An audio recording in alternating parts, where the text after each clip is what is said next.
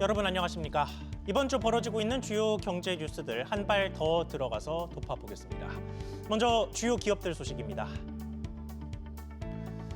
삼성전자 노조원 수가 급증하고 있다는 소식입니다. 노조원 수를 삼성에서 공식 집계하는 것은 아니라서 조금씩 다른 수치가 거론되고는 있습니다만 삼성그룹 초기업 노동조합의 삼성전자 지부원 수가 전반적으로 5만 5천 명을 넘긴 것으로 추정됩니다.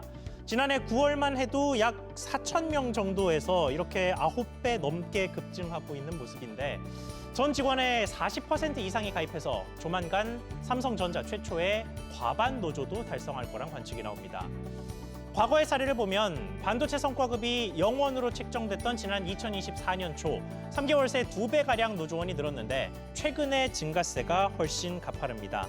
이번에도 불만의 이유는 역시 성과급입니다. 다만 이번에는 회사가 어닝 서프라이즈를 기록했는데도 보상에 소극적인 태도를 보이고 있다는 생각에 노조를 찾는 직원들이 늘고 있는 것으로 보입니다. 또 경쟁사인 SK하이닉스가 일찌감치 통 큰 보상을 결정한 것도 원인으로 작용했을 겁니다.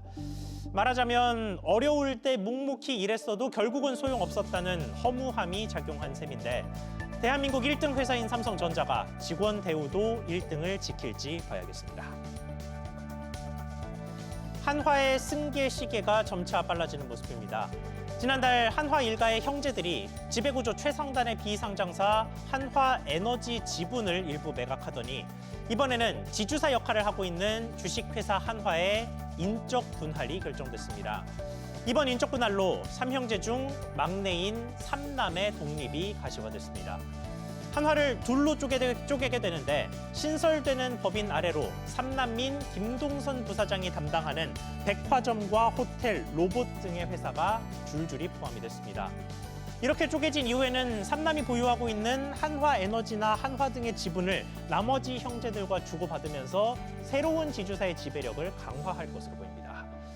그 이후에 차남이 맡고 있는 한화생명까지 떨어지게 된다면 삼형제의 분리승계도 끝나는 것으로 해석이 되는데요.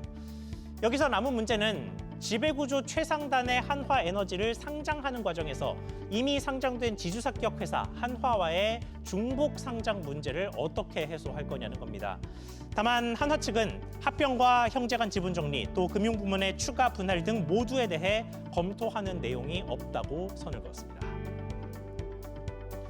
구몬과 빨간펜 등 오랫동안 어린이들 곁을 지킨 교육회사 교원에서 정보 유출이 터졌습니다. 앞서 다른 회사들이 늑장 신고로 홍역을 치렀던 점을 주목했는지 해킹을 파악한 당일 빠르게 신고가 이루어졌는데 신고만큼 후속 조사가 빠르지는 않은 모습입니다. 신고는 10일에 이루어졌는데 당장 고객에 대한 안내도 사흘 뒤에야 시작이 됐습니다.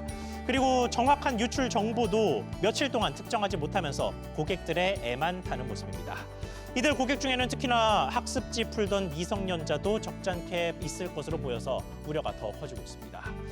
그룹 차원에서 또 각 계열사의 중복된 고객들도 평소에 파악하지 않고 있던 것으로 나타나서 고객의 수가 500만 명대부터 1,600만 명까지 다양하게 거론되는 등 기초 정보부터도 혼선이 빚어지는 모습입니다.